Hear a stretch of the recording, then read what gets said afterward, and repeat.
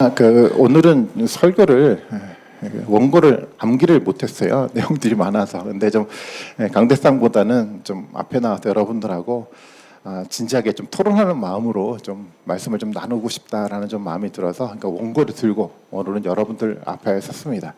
오늘 설교 주제는 구원론입니다. 믿음으로 구원을 받는다라는 이 구원론인데 너무 중요한 주제라서 이 주제를 가지고 여러분들하고 좀 진지하게 좀 나눔을 좀 했으면 좋겠다 라는 좀 마음을 좀 갖습니다. 예전에 좀 제가 좀 이렇게 좀 조금 이해하지 못하는 어떤 상황들이 좀 있었는데 이런 거였었어요. 믿음이라는 어떤 단어, 믿음이라는 얘기가 우리 가운데 굉장히 쉽게 전해지고 쉽게 이해된다라는 생각이 들 때가 너무도 많았어요. 그래서 어떤 경우는 이제 믿음의 문제를 가지고 이제 이렇게 보죠. 조그만 책자를 가지고 믿음이 이런 겁니다. 이렇게 믿음으로 고백하면 당신에게 구원이 이루어집니다. 영접기도 하십시오. 그러면 이제 당신은 구원 받았습니다라고 이제 선을 하는데 한 30분 정도밖에 걸리지 않았는데 믿음을 다 이해를 하고 영접기도를 하고 구원을 받았습니다라는 선언을 하는 경우들이 좀 있지 않습니까?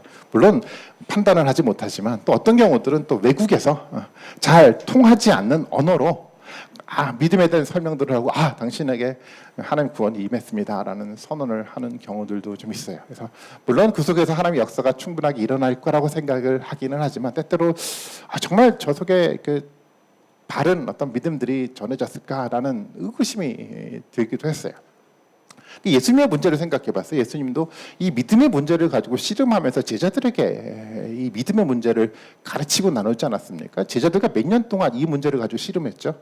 3년 동안 가지고 씨름을 했잖아요. 3년 동안 예수님은 이 믿음의 문제, 예수 그리스도가 누구인지에 대해서, 하나님의 나라에 대해서 정말 씨름하면서 제자들에게 가르치고 나누고 함께 살아갔음에도 불구하고 제자들이 제대로 이해하지 못했어요. 그중에 가룟 유다는 어떻게 됩니까? 결국은 실패하고 세상으로 돌아간 어떤 사람이 가룟 유다 아닙니까? 오늘날은 이렇게 잘 이해하고 쉽게 받아들이는데 왜 과거에는 잘 이해하지 못했을까? 두 가지 결론이 나더라고요. 첫 번째, 옛날 사람들은 이해력이 떨어져서 우리보다 잘 이해하지 못했을 거야. 그런 것 같은가요? 두 번째는 이런 가정이 가능할 것 같아요. 예수님이 가르치는 은사가 없어서 오늘 지도자들보다도 잘 가르치지 못했기 때문에 그럴 거야. 두 가지 가정이 생겨나더라고요. 어떤 게 맞을까요? 이런 생각을 해보진 않으셨습니까? 혹시 우리가 가르쳤던 이 믿음의 이야기가, 믿음의 정의가 너무 부족하지 않았나라는 생각해 보지 않으셨습니까?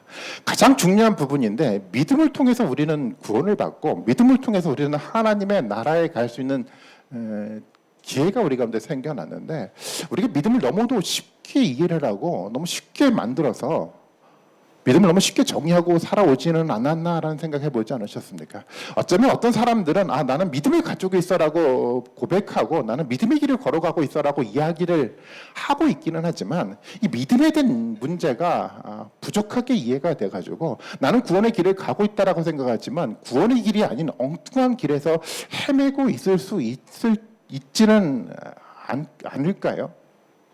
그런 생각을 해봤어요. 그래서 저는 목회자가 이 믿음의 문제를 정말 엄격하게, 정말 진지하게 가르쳐야 된다고 생각이 됩니다.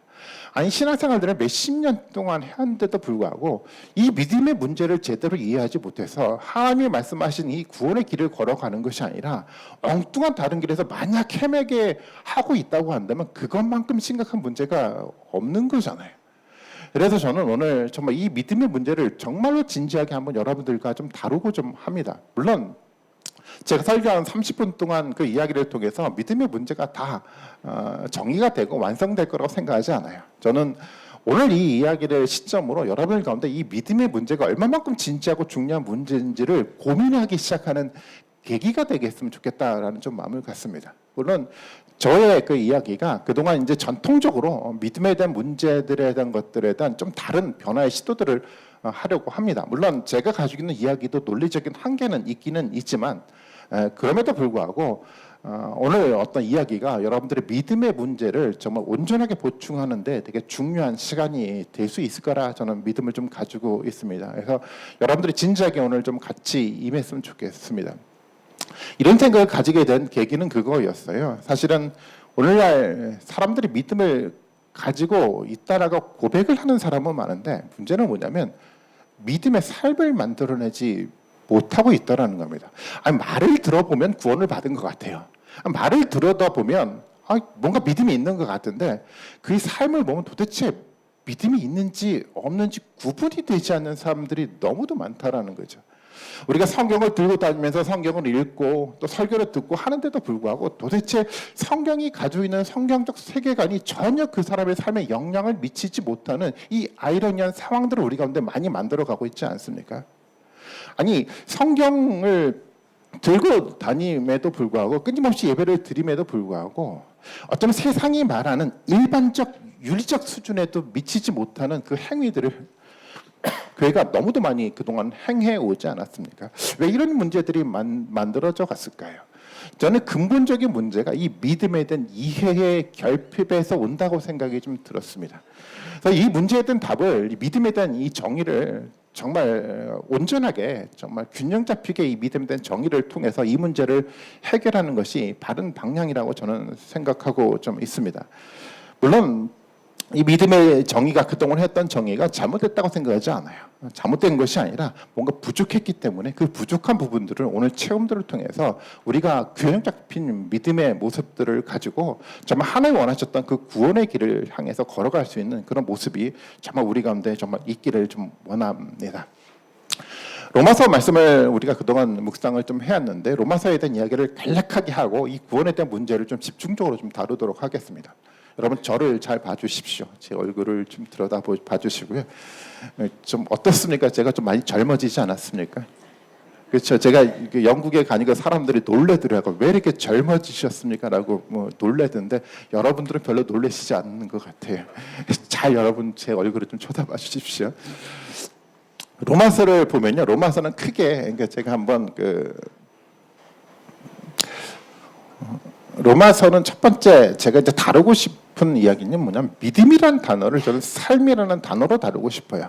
우선 로마서 전체에 대한 이야기를 간략하게 좀 제가 좀 설명을 하는데 로마서는 크게 한 다섯 가지인가요? 예, 5가지로 이렇게 덩어리로 잘라서 읽을 수가 있어요. 각 덩어리마다 하나의 주제를 가지고 있는데 그래서 이 주제를 가지고 여러분들이 로마서를 읽으면 로마서가 좀 보다 더 편하게 이해가 될 수 있을 거라고 생각이 돼요. 그래서 간략하게만 얘기를 하는데요. 첫 번째 파트는 어떤 이야기냐면 1장부터 3장 20절까지 뭐에 대한 얘기를 하고 있냐면 모든 인류가 어디 아래 놓여 있다라고 선언을 하냐면 죄 아래 놓여 있다. 그래서 죄로 인해 심판 아래 놓여 있는 인류의 모습에 대한 이야기를 사도 바울이 선언을 했습니다. 다 죄 아래 놓여 있어요. 심판 아래 놓여 있으니까 사람들은 다 심판의 위기 속에 이제 사망 선고를 받을 수 있는 순간 가운데 있는데 그 가운데 누가 나타났습니까? 오늘날로 말한다고는 변호사처럼 딱 누가 나타나면 예수 그리스도가 짜잔 나타나서 뭐라고 얘기를 합니까? 심판받지 않을 길을 누가 만들었습니까? 예수 그리스도가 만드셨어요. 예수 그리스도의 의가 이 세상 가운데 등장을 하면서 이 법정에서 반전이 이루어져 가기 시작을 하죠. 그 반전에 대한 내용들이 3장 21절부터 5장 마지막까지 이야기로 기록이 되어 있어요. 여기에 가장 중요한 주제는 예수 그리스도의 의로움입니다. 이야기는 어떤 얘기냐면 뭔가 우리 모든 인류가 사망 가운데 사망 선고를 받게 돼 있는데 예수 그리스도의 의로움들을 통해서 이제는 사망 선고가 아니라 구원을 받을 수 있는 길이 활짝 세상 가운데 열려 있다라고 로마서는 선언을 하고 있는 겁니다. 위대한 일들이 우리 가운데 벌어졌다는 선언들이 두 번째 파트에서 기록이 돼가고 있는데 그 다음에 세 번째 얘기가 이제 되게 중요한 얘기예요. 길은 열려져 있어요. 그 길을 모든 사람들이 다 들어갈 수 있습니까? 모든 사람들이? 아니요. 길은 열렸어요. 근데 모든 사람들이 다 구원의 길에 동참할 수 있지 않아요. 누구만 들어갈 수 있습니까? 거기에는 믿음을 가진 사람만 들어갈 수 있어요. 여기서 되게 중요한 개념이 나오잖아요. 믿음을 가진 사람만 이 구원의 길에 들어갈 수 있다는 것이 사도 바울의 생각이고 하나님의 말씀이잖아요. 예수 그리스도를 통해서 구원의 길이 열렸는데요. 예수 그리스도를 믿는 믿음을 통해서 그 길들이 들어져 갈 수 있다라고 우리는 알고 있습니다. 그래서 여기 굉장히 중요한 단어가 이 믿음이라는 단어입니다. 그런데 이 믿음이라는 단어가 너무도 중요한데 이 믿음에 대한 정의가 우리 가운데 좀 부족하다고 생각이 들었어요. 사실 우리는 이 믿음이라는 단어를 너무 쉽게 생각을 했어요. 믿음이라는 것이 예수 그리스도를 나의 주로 고백하면 되겠구나라는 생각으로 간략하게 생각을 해야 하는지 모르겠어요. 믿음이란 문제는 그냥 내가 교회를 열심히 다니면 되는 거구나라고 생각할지 모르겠지만 믿음은 그런 단어가 아니죠. 로마서 6장부터 8장까지 이야기를 통해서 이 사도 바울은 이 믿음의 문제가 어떤 것인가를 설명해 나가고 있는데 사도 바울의 관점은 그거였어요. 6장부터 8장까지 여러분들이 읽어보시면 아시겠지만 이 믿음의 문제를 사도 바울은 뭘로 다루고 있냐면 믿음의 고백이라는 개념으로 다루지 않고 믿음의 삶이라는 개념으로 다루고 있어요. 사도 바울에게 있어서 믿음이라는 것은 삶의 문제였다라고 얘기를 좀 하고 있다는 겁니다. 6장 3절부터 이야기가 시작이 돼가는데 어떤 이야기로 시작이 되냐면 이렇게 시작이 돼가죠. 예수 그리스도와 합하여 세례를 받은 우리라는 단어로 설명을 해나가고 있어요. 예수 그리스도와 함께 살아가는 삶에 대한 얘기를 좀 하고 있습니다. 믿음의 문제는요. 예수 그리스도와 더불어 연합해서 세례를 받고 함께 살아가는 삶의 문제로 믿음의 문제를 정의를 할 수가 있어요. 로마서 본문을 통해서 본다고 한다면 그래서 믿음이라는 것은 순간의 고백을 말하는 것이 아니라 예수 그리스도와 연합해서 함께 십자가에 죽고 예수 그리스도가 부활한 것처럼 예수 그리스도의 죄를 재림과 더불어 우리가 영원하게 부활할 것을 믿고 살아가는 남겨진 모든 삶들을 통틀어서 말할 때 믿음이라는 단어로 정의를 하고 있다는 겁니다. 전통적으로 말할 때 사람들은 믿음이라는 단어를 고백하는 순간 믿음의 문제가 시작됐고 고백하는 순간 믿음의 문제가 끝났다라고 정의를 해왔습니다. 그런 이해 속에서 생각해 본다고 한다면 믿음이라는 것은 내가 예수 그리스도를 주로 고백하는 순간 시작됐고 끝났기 때문에 나의 모든 구원의 문제는 끝났다라고 정의를 하게 되죠. 그러다 보니까 어떤 현상들이 생겨나다 보니까 그리스도인으로서 그동안에 남겨진 모든 삶 속에서 우리가 어떻게 말씀의 삶들을 살아가야 될까라는 고민들을 하지 않게 됐어요. 왜 구원의 문제는 끝났거든요. 그 사람들에게 내가 고백과 더불어 이제는 나는 완전하게 구원받아서 끝났어라고 생각하니까 그 다음부터 우리가 어떻게 바르게 살아가야 될까라는 고민을 할 필요가 사실은 없게 됐다는 겁니다. 그래서 믿음을 가볍게 만들었어요. 그래서 이 교회 공동체가 너무 쉽게 되었다라고 저는 생각이 좀 들었습니다. 근데 그런 이야기는 우리가 믿고 싶은 용어이죠. 사도 바울이 하나님 우리에게 하고자 하는 좀 말씀이라고 생각하지는 않습니다. 중요하게 생각해야 될 것들은 뭐냐면 가장 중요한 것은 믿음은 구원이라는 것은 언제 완성이 된다고요? 같이 한번 읽어볼까요?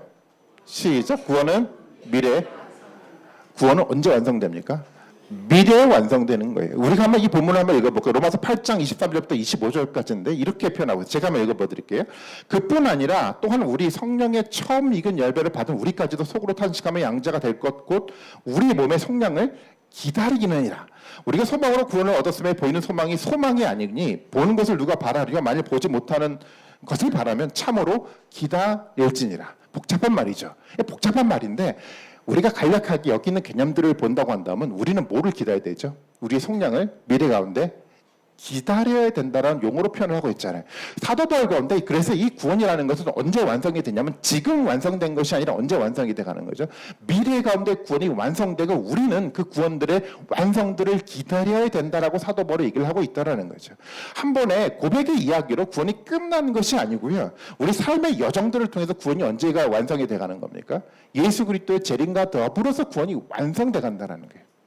좀 더 심각해져 가지 않습니까? 그 다음 이야기를 한번 읽어볼까요? 같이 한번 빌립보서 2장 12절인데 같이 한번 읽어봅니다. 시작.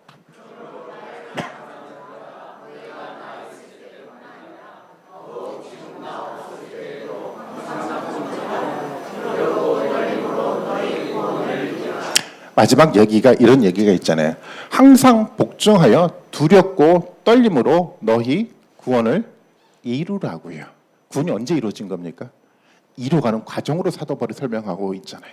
사도 바울의 머릿속에서는 이 구원의 문제가 계속 진행들이 돼가고 완성이라는 시점을 향해 나아가고 있다는 겁니다. 그래서 믿음이라는 개념은요. 한순간에 만들어지는 고백으로 끝나는 것이 아니라 믿음과 더불어 어떤 것들이죠. 어떤 전 삶의 과정들을 통해서 믿음이 정의가 되어야 되고요. 그 믿음의 정의를 통해서 우리 가운데 구원이 주어진다는 것이 사도 바울의 생각이었습니다.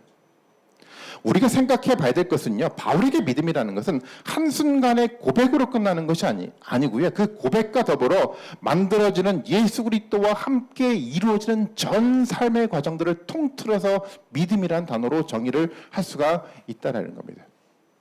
그 다음 예수님의 이야기를 한번 읽어볼까요? 그 다음 마태복음 이야기인데 같이 한번 읽어봅니다. 시작.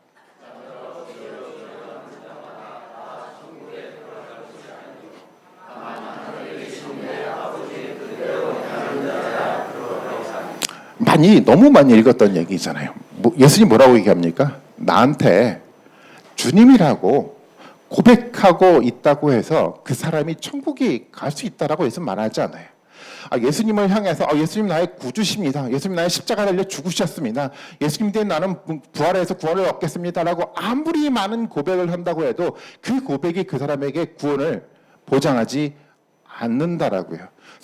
예수님 뭐라고 얘기를 하고 있습니까? 참된 구원이라는 것은 뭐를 통해서 만들어져 갈 수 있죠? 하늘에 계신 아버지의 뜻대로 행하는 자라야 들어갈 수 있다라고 표현하고 있어요.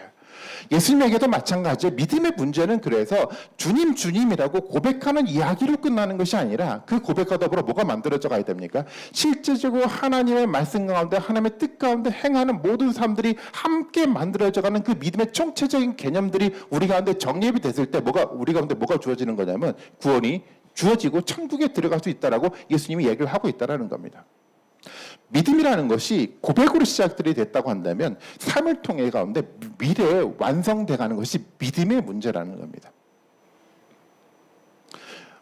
아마 이런 질문을 하게 될지 모르겠어요. 아니, 사도 바울이 구원이라는 것은 행함이 아니고 오직 믿음을 통해서만 만들어진다고 하지 않았습니까? 이런 질문이 떠오르지 않습니까? 우리가 고백만 바르게 한다고 한다면 우리 가운데 구원이 주어지는 건 아닙니까? 사도 바울의 얘기 아닐까요? 한번 다음 성경 본문을 통해서 한번 이 문제를 좀 풀어가도록 하겠습니다. 저희가 로마서 8장 14절의 말씀을 같이 한번 보겠는데요. 같이 한번 읽어봅니다. 시작.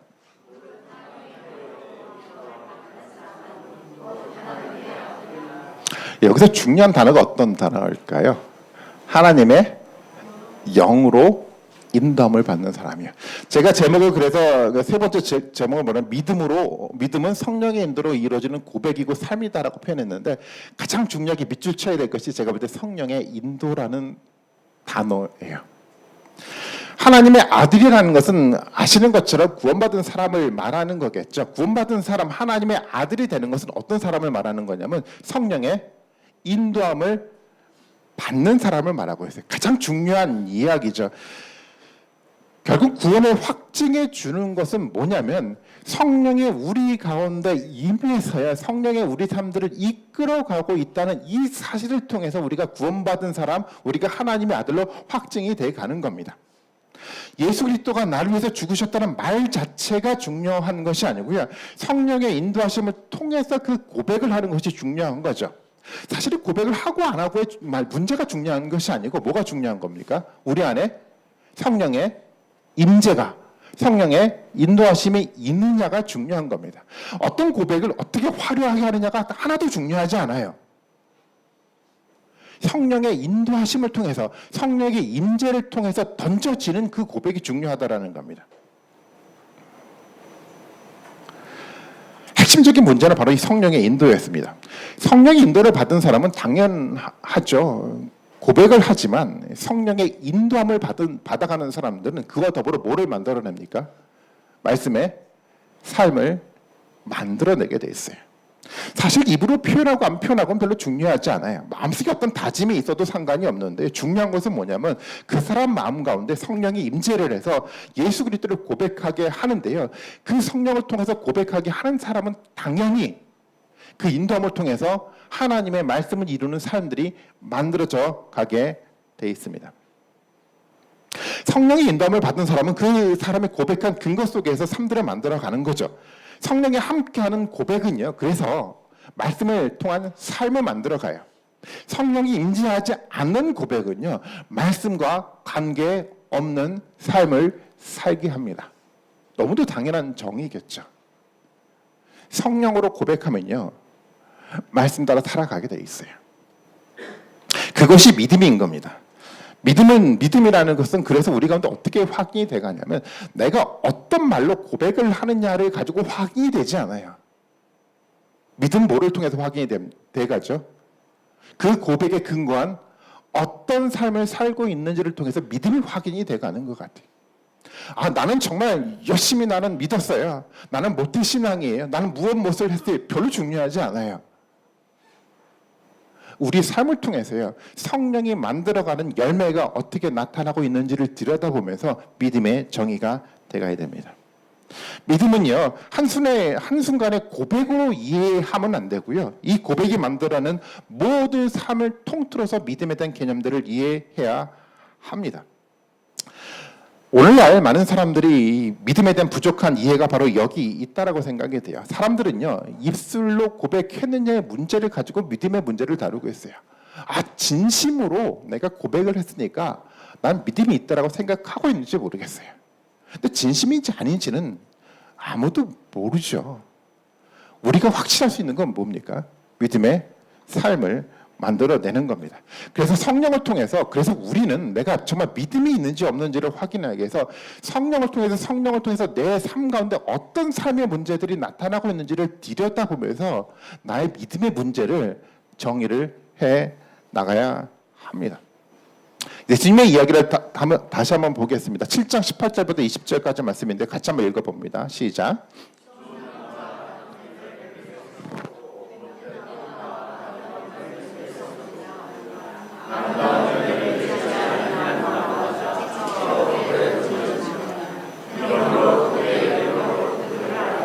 너무도 잘하는 말씀이죠.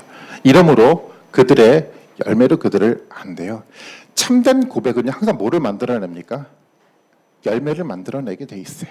예수님도 얘기를 하잖아요. 정말 저 사람이 참된 고백을 했는지 안 했는지를 뭐를 통해서 알아본다고요? 그 사람이 어떤 열매를 만들어가고 있는지를 통해서 알 수 있대요. 예수님이 말씀하신 것처럼요, 믿음은요, 열매를 만들어내게 되어 있습니다. 열매를 통해서 그래서 우리는 우리 안에 성령이 거하고 있는지 아닌지를 확인할 수 있게 되었습니다. 그리고 그 성령이 우리 가운데 거하고 있을 때 우리는 뭐를 확신하고 있느냐면 내 가운데 믿음이 있다는 것을 확신할 수 있게 되고요. 그 믿음이 내 가운데 있다라고 확신할 때 그 믿음을 근거로서 우리 가운데 천국의 문이 열렸다는 것을 확증할 수 있다라고 생각합니다. 입술의 고백만으로는 안 됩니까? 만약에 그 입술의 고백이 성령의 인도하심을 통해 만들어진 고백이라고 한다면 당연히 그 고백을 통해서 우리는 구원을 얻게 되겠죠.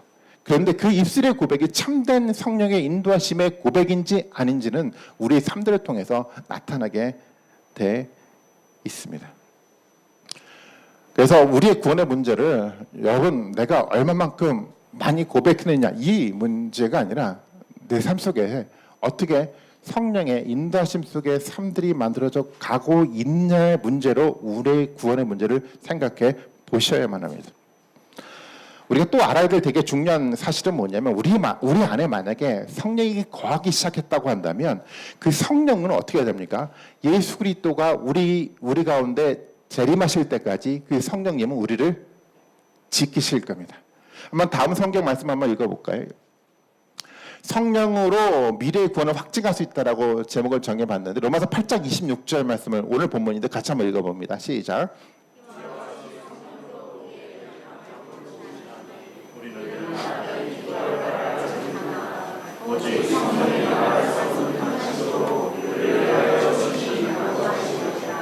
예, 우리는 연약해요. 그래서 때로는 넘어지기도 하고요.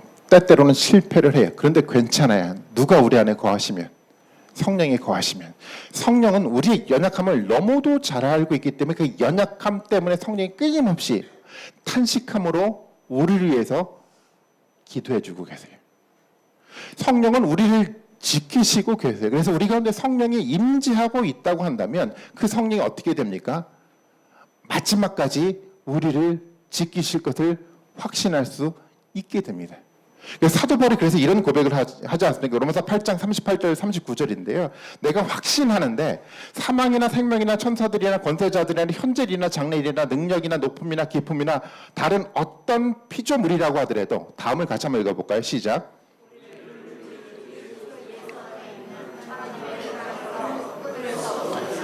하나님의 사랑에서 끊을 수 없다라는 확신이 사도 바울의 확신이었어요. 왜 그렇습니까? 나는 능력 있는 사람이기 때문에, 나는 많이 공부를 했던 사람이기 때문에 하나님이 나에게서 사랑을 끊지 않아라고 생각했던 것이 아니라, 나는 끊임없이 연약해서 끊임없이 넘어지고 실패하는 사람이라고 하더라도 누가 도우시기 때문에, 성령이 내 가운데 임재하고 나를 인도하시며 성령이 끊임없이 나를 중보하시면서 나를 일으켜 세우기 때문에, 이 성령의 인도하심을 믿고 있기 때문에 하나님의 사랑에서 나는 절대 끊어질 수 없다라는 확고한 믿음을 사도 바울이 가졌다라는 겁니다. 성령이 우리 가운데 있으면요, 성령은 우리를 끝까지 지키십니다. 그래서 세상의 그 무엇도 우리를 하나님의 사랑에서 끊을 수 없게 만들어 가요. 그것을 누가 보증하셨냐면 하나님이 보증하신 겁니다. 그래서요, 성령을 통해서 우리 가운데 하나님의 보증 가운데 구원이 확정적으로 이루어져 갔다고 한다면, 비록 구원이라는 것이 미래 가운데 완성된다고 하더라도,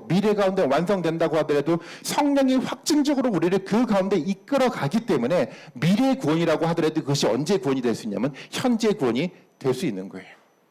미래 속에 일어나는 문제이긴 하지만 시간을 거슬러 오늘의 문제로 될 수 있는 근거는 뭐냐면 성령이 우리를 지키신다라는 확고한 믿음이 있기 때문입니다.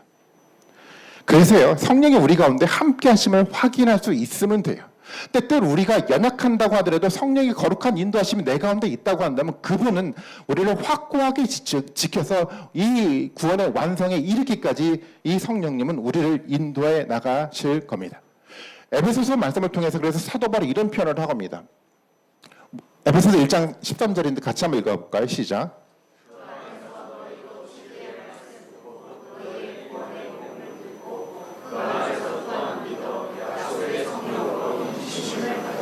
마지막 단어예요.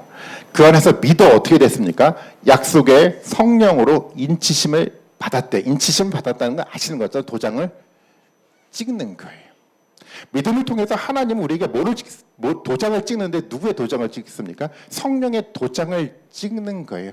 하나님이 이렇게 도장을 찍었다고 한다면 어떻게 됩니까? 이것은 예수님 오실 때까지 유효한 거예요. 하나님이 보장하는 겁니다. 성령이 임재했다라는 것은 그런 확신들을 우리에게 주고 있다라는 겁니다. 그래서요, 우리 가운데 성령의 임재를 통해서 정말 그 믿음들이 우리 가운데 진행되고 있다라고 우리가 사실들이 확인이 된다고 한다면 걱정할 필요가 없어요. 그 성령이 우리를 확고하게 이끌어 가실 것을 우리가 믿고 있기 때문에 구원의 문제 속에서 우리를 불안해하지 않고 흔들리지 않고 예수 그리스도와 더불어 살아갈 수 있는 믿음의 힘들이 우리 가운데 생겨난다라는 겁니다. 그래서 가장 중요한 것은 이 문제입니다. 이 구원의 문제는요, 우리 안에 성령의 인치심이 있는지를 확인하는 작업을 통해서 우리 가운데 만들어져 가고 있는데요. 제가 여러분들에게 한번 질문을 던져볼까요? 여러분들 마음속에 성령의 인치심이 있으십니까? 여러분 마음 가운데 우리 삶들을 성령님이 지금 이끌어가고 있다는 것이 여러분 확인이 됩니까? 이것을 확인을 해야 돼요. 이것이 신앙생활에 저는 가장 중요한 문제라고 생각이 됩니다. 그렇다고 한다면 정말 성령이 내 가운데 어떻게 인침을 했지? 정말 성령이 내 가운데 살아 역사하고 있다는 것을 내가 객관적으로 어떻게 확인할 수 있지라는 질문을 해야죠. 오순절 계통의 교회들은 이렇게 답변을 과거에 했습니다. 성령의 인치심을 받았다는 것은 방언을 하는 겁니다라고 선언을 하더라고요. 객관적으로 방언이 임했기 때문에 이것이 바로 성령이 우리 가운데 인치심을 확증해 주는 겁니다라고 이야기를 해요. 물론 이것은 성경의 바른 해석의 방법은 아닙니다. 정말 우리 가운데 어떻게 객관적으로 성령이 우리 가운데 인치셨다는 걸 확인할 수 있을까요? 저는 그 로마서 8장 13절의 말씀을 통해서 좀 실마리를 찾을 수 있다고 생각이 되는데, 로마서 8장 13절의 말씀을 같이 한번 읽어볼까요? 시작.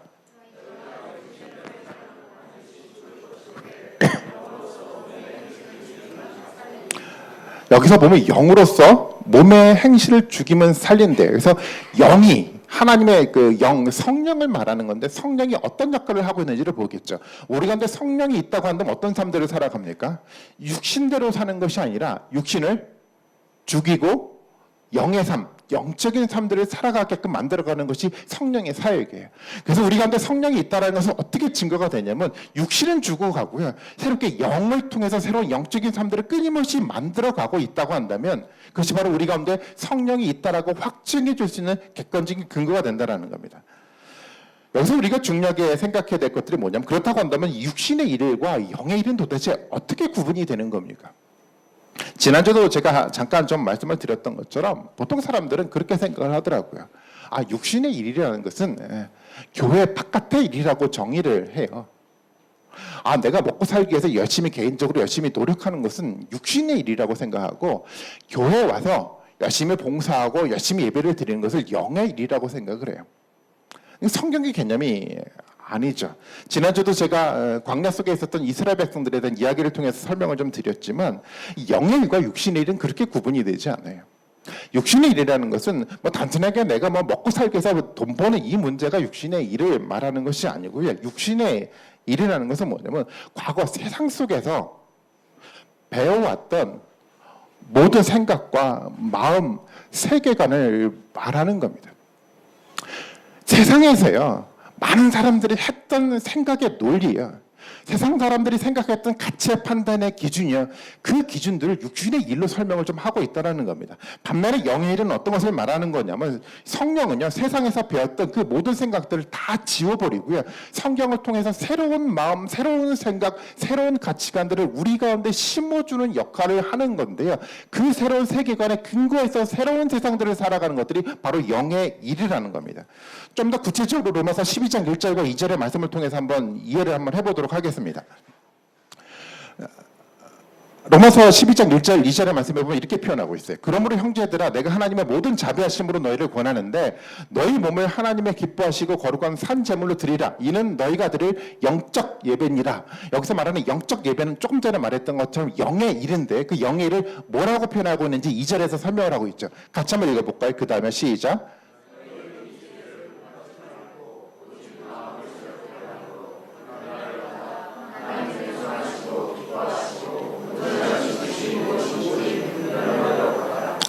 이 말씀을 좀 잘 살펴보셔야 돼요. 첫 번째 뭐냐면, 이 세대를 본받지 않는, 이 세대라는 것을 뭐를 말하는 거죠? 세상이 말하는 가치관을 말하는 거예요. 세상 사람들이 생각하는 생각의 논리를 말하는 거예요. 세상 사람들이 생각하는 여러 가지 모든 이념들을 말하는 건데, 그 이념들을 본받지 말고 어떻게 하는 거라고요? 마음을 성령에 의해서, 말씀에 의해서 새롭게 변화를 시켜서 하나님의 기준 속에서, 하나님의 가치관 속에서 이 세상이 어떤 것인지를 판단하고 하나님의 생각이 무엇인지를 분별하고 살아가는 것이, 그것이 영적인 삶이고 그것이 영적 예배다라고 사도 바울이 정의를 하고 있습니다. 좀 더 구체적으로 몇 가지만 예를 들고 좀 이야기를 좀 마치도록 하겠습니다.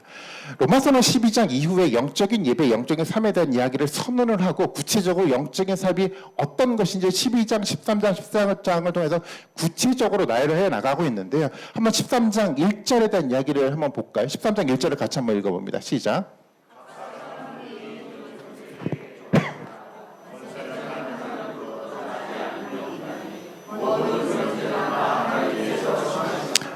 영적 예배예요. 영적인 삶을 사도 바울이 어떻게 이야기를 하고 있냐면 이렇게 얘기를 하고 있어요.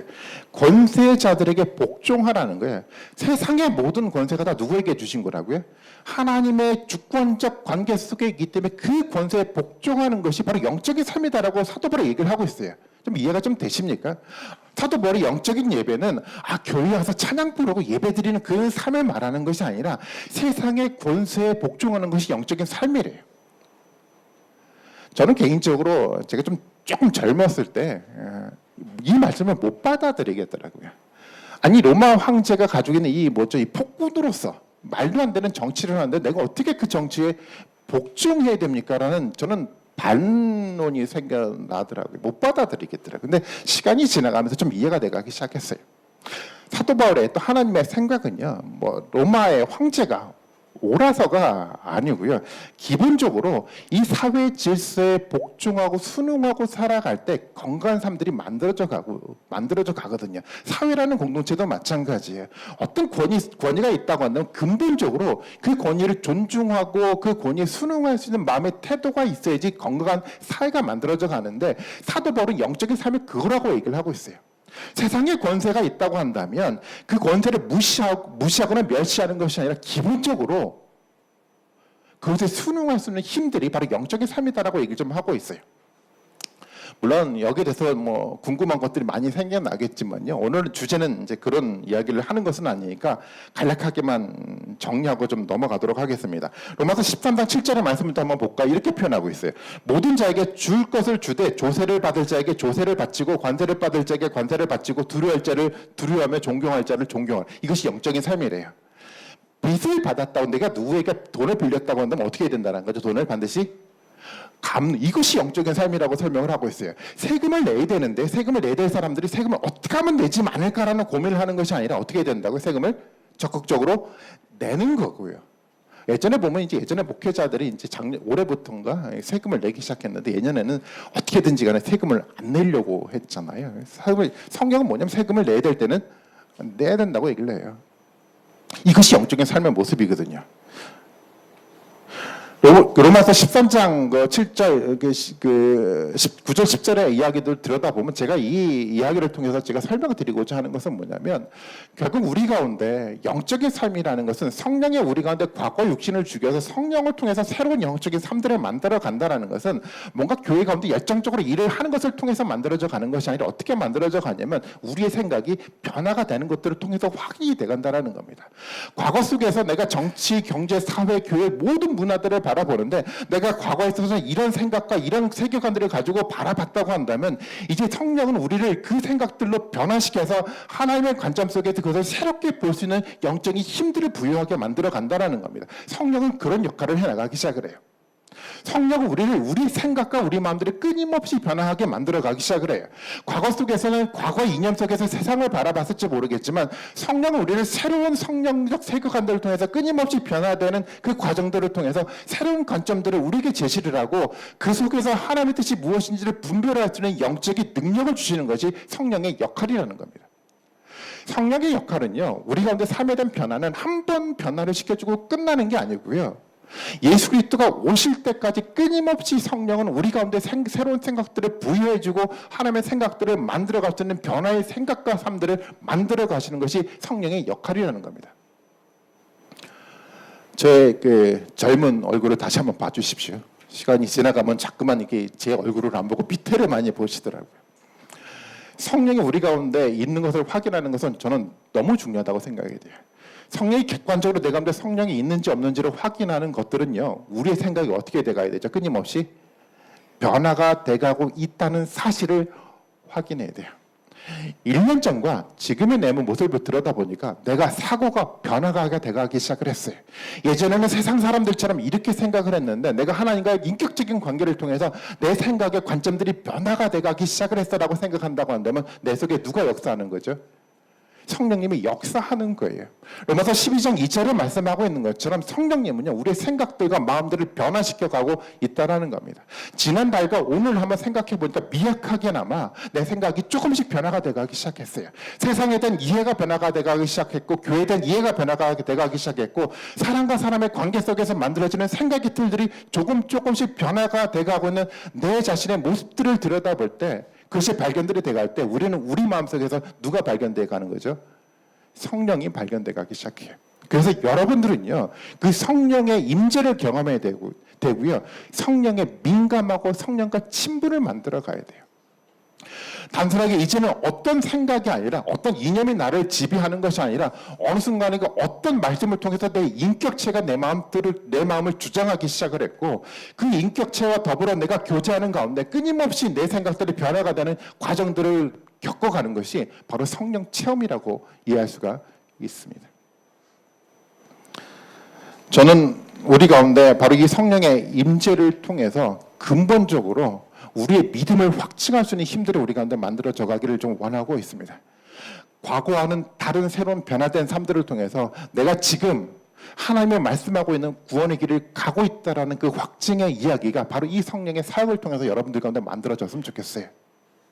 옛날처럼 내가 변함없이 나는 교회를 다니고 있으니까, 옛날처럼 변함없이 나는 이 자리에 앉아서 예배를 드리고 있으니까, 옛날처럼 변함없이 내가 봉사를 하고 있으니까 나는 괜찮겠지라고 막연하게 생각하지 마시고 성령이 구체적으로 오늘 내 삶 가운데 어떻게 나와 함께 임재하고 내 삶들을 이끌어가고 있는지를 면밀하게 살펴보고 그 성령의 임재를 통해서 우리의 구원의 문제를 확증하시는 여러분들이 되셨으면 좋겠어요. 성령이 그렇게 우리 가운데 함께 하고 있을 때 사도 바울과 같은 고백이 나타나는 겁니다. 그 누구도 하나님과 나와의 이 사랑의 관계에서 끊을 수 있는 자가 세상에 존재하지 않나라는 고백이 성령의 임재를 통해서 우리 가운데 고백되는 겁니다. 저는 그래서 우리 교회 모든 성도님들이요, 이 성령의 임재를 통해서 역동되는 신앙생활들을 했으면 좋겠어요. 1년 전이야 지금이나 변함없는 신앙생활의 모습이 아니고요, 뭔가 끊임없는 변화들을 통해서 끊임없는 새로운 삶들을 추구하는 역동적인 공동체로 이 교회가 세워졌으면 좋겠습니다. 수련회, 이번 저희 수련회 주제가 뭔지 아십니까? 성령으로 역동하는 공동체입니다. 이 공동체가 그렇게 세워졌으면 좋겠어요. 성령의 임재를 통해서 내가 아니라, 연약한 내가 아니라 성령이 역동한다는 힘들을 통해서요, 정말 새롭게 거듭나고 만들어져 가시는 힘 있는 역사가 우리 가운데 만들어지길 소망해 봅니다. 정말 시간이 많이 지났는데 제가 간략하게, 그래서 우리가 구체적으로 뭘 해야 될까라는 이야기만 간략하게 하고 마치도록 하겠습니다. 같이 한번 첫 번째, 그러면 우리가 어떻게 살 것인가? 첫 번째 같이 한번 읽어볼까요? 시작. 예, 성령의 충만함을 경험해야 돼요. 성령이 우리 가운데 임재했다는 이 사실을 확인해야죠, 우리의 생명이 살아나는 역사를 경험하기 시작을 해요. 전에 한번 말씀을 드렸던 것처럼 하나님이 인간을 흙 가운데 만들었잖아요. 코를 통해서 뭐를 불어넣습니까? 생기를 불어넣었어요. 말씀드렸던 것처럼 이 생기는요, 성령과 동일한 단어잖아요. 하나님의 성령을 우리 가운데 불어넣어주니까 죽었던 이 흙이 어떻게 됩니까? 생명을 얻게 돼요. 그럼 에스겔 말씀 아시죠? 마른 뼈가 어떻게 됩니까? 어떻게 마른 뼈가 살아나요? 성령이 함께하면 마른 뼈가 살아나요. 우리가 다 육체적으로 죽어가지 않습니까? 죽어가면 다 땅에 묻혀서요, 아무것도 남지 않아요. 이 아무것도 남지 않는 그것들이 어떻게 살아납니까? 누구를 통해서요? 성령이 함께하면 살아나요. 우리는요, 성령을, 말씀을 통해 성령의 충만함을 경험해야 돼요. 다른 방법이 없어요. 그래서 우리는 뭐를 통해서 만들어가야 되냐면 말씀을 통해 만들어가야 돼요. 성령은요, 항상 어디 가운데 역사합니까? 말씀을 통해 역사. 이것이 가장 중요한 성경의 진리입니다. 성령은 누구를 통해서 보내심을 받았냐면 예수 그리스도를 통해서 부르심을 받았어요. 예수 그리스도가 그렇게 얘기를 하지 않습니까? 제자들이 고민을 하기 시작했잖아요. 예수님 말씀을 들었는데 예수님이 존재하지 않으면 우리가 어떻게 이 말씀을 기억합니까? 고민하지 말라라는 거예요. 내가 누구를 보내겠다고요? 보혜사 성령을 너희 가운데 보내서 그 말씀을 너희 가운데 기억하게 하고요, 그 말씀이 너희 삶들을 이끌어가고 너희 삶들을 지배할 수 있게끔 만들어 가겠다라고 예수님이 약속하셨는데, 그 약속 그대로 누가 오셨습니까? 성령님이 오셨어요. 성령의 역할은 다른 것을 말하는 것이 아니라 예수님의 우리가 하셨던 그 말씀들을 우리 가운데 살아 역사하게 만들어서 우리 인생들을 만들어 가게끔 하는 것이 성령의 역할이고 성령의 충만함입니다. 그래서요, 우리는 말씀 가운데 성령을 체험해 나가야 합니다. 그래서 첫 번째 가장 중요한 것은 뭐냐? 우리는 말씀을 절대 멸시해서는 안 됩니다. 하나님의 말씀이 우리 가운데 들려지면요, 어떤 사람들은 말씀들을 세상 사람들이 말하는 그 윤리적 제안처럼 받아들여요. 뭐 그런 윤리적 이야기를 들었으니까 내가 할 수도 있고 안 할 수도 있고, 이런 관점은 하나님의 말씀을 멸시하는 거예요. 하나님의 말씀을 받아들인다라는 것은요, 예수님이 그리스도와 함께 살아간다는 것은 하나님의 말씀을 두렵고 떨림으로 받아들일 수 있는 결단을 말하는 겁니다. 그렇게 우리 가운데 그 말씀들을 받아들일 때 그 가운데 누가 역사하는 거죠? 그 가운데 성령이 역사하는 겁니다. 그 성령이 우리 가운데 역사할 때 그 말씀을 통해서 우리 가운데 충만함을 경험할 수 있게 만들어 간다는 겁니다. 그래서 우리는요, 바로 말씀을 통해서 성령의 충만함들을 우리 모두가 경험해 나가야 됩니다. 두 번째 얘기는 어떤 얘기를 하고 있냐면 같이 한번 읽어볼까요? 시작. 그래서요, 말씀 나눔을 통해서 성령 충만도 어떻게 되죠? 서로 간에 나눠 가야 돼요. 성령 충만함이라는 것은요, 교회를 통해서 어떤 사람은 성령 충만하고 어떤 사람은 성령 충만하지 않고라는 것은 건강한 성령 충만이 아니에요. 내가 성령이 충만하다고 한다면 이것이 차고 넘쳐서 누구에게 영향을 미쳐야 되죠? 공동체 지체들에게 영향을 미치게끔 돼 있어요. 이것이 성경의 논리예요. 전혀 사람들에게 영향을 미치지 않는 성령 충만함이라는 것은 왜곡된 충만함이라는 겁니다. 그래서요, 우리 가운데 성령 충만함이 있다고 한다면 끊임없이 나눠져 가야 돼요. 우리 가운데 말씀을 통해서 무엇인가 하나님의 말씀들을 들었다고 한다면, 그것을 통해서 성령이 경험됐다고 한다면 공동체를 통해서 끊임없이 나눔들을 통해서 어떤 한 부분의 사람만이 아니라 우리 모두가 함께 성령의 충만함을 경험하면서 힘들을 우리 가운데 만들어져 가야 한다는 겁니다. 우리 모두가 그래서 다 충만함을 경험했으면 좋겠어요. 그 다음에 세 번째 이야기요. 그래서 뭐를 해야 됩니까? 우리 가운데 열매를 맺어야 돼요. 당연해요. 성령 충만함들은 당연히 우리에게 뭐를 만들어 갑니까? 예수님 말했던 것처럼 열매를 맺어가게끔 돼 있어요. 때때로 우리가 신앙생활을 하면서 어떤 삶들을 만들어 가다 보면 끊임없이 실패를 하는 경우들이 많아서요. 하다가 지쳐가지고 포기하고 싶은 마음이 들 때가 너무도 많아요. 교회에서도 마찬가지 아닙니까? 뭔가 말씀을 붙들고 살아가는데 안 돼요. 죽으라고 안 되니까 나는 안 되는 것보다 라고 생각하고 포기할 때가 너무도 많아요. 우리가 기억해야 될 게 있어요. 누가 기도하고 있습니까? 성령이 탄식함으로 지금 이 순간에도 우리가 회복되기를 기대하고 기도하고 있다는 겁니다. 그래서 우리는 포기하지 않고 열매를 맺어가면서 그리스도의 삶들을 살아가야만 합니다. 마지막 네 번째 얘기, 가장 중요한 얘기가 남았네요. 그래서 어떻게 됩니까? 같이 한번 읽어볼까요? 마지막 얘기, 교회가 함께.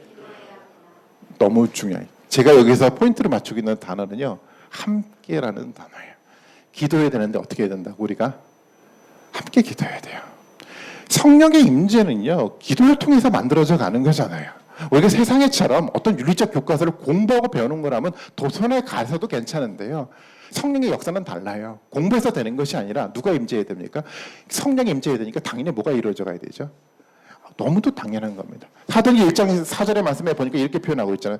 예수님의 마지막 이야기인데 사도와 함께 모이사 그들에게 분부하여 이르시되 예루살렘을 떠나지 말고 내게서 들은 바 아버지께서 약속하신 것을 기다리라. 누구를 기다리라는 거죠? 성령을 기다리라는 예수님의 마지막 이야기였는데요. 그때 사람들이 어떻게 합니까? 1장 14절의 말씀에 보니까 여자들과 예수의 어머니 마리아와 예수의 아우들과 더불어 마음을 같이하여 오로지 기도에 힘쓰니라.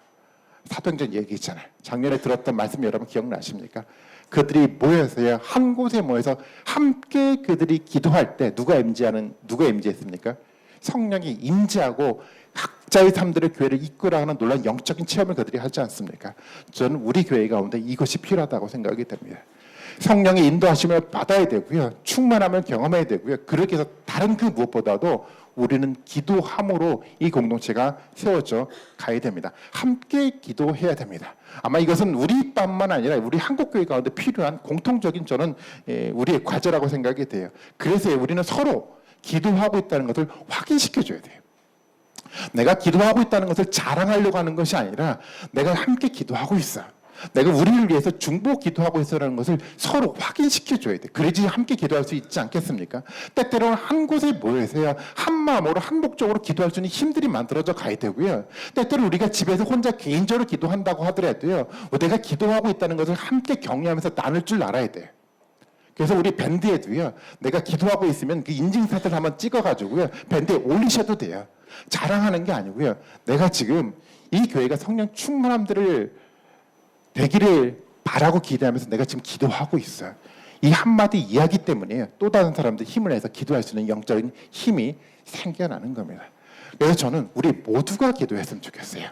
한 사람도 빠지지 않고 정말 이 성령 충만함에 대한 갈망들을 가지고 모두가 함께 기도하는 가운데 정말 성령 충만함을 덧입어서 우리가 아는 이 신앙의 길들이 무의미한 가치없는 신앙의 길이 아니라 정말 하나님이 기뻐하시는 정말 바른 구원의 길로 가는 과정의 여정님들을 우리가 보고 바라보고 경험하고 살아갈 수 있는 그런 축복이 우리 가운데 정말 있기를 바라겠습니다. 함께 기도하시는 여러분들이 되셨으면 좋겠어요. 같이 한번 기도하시겠습니다.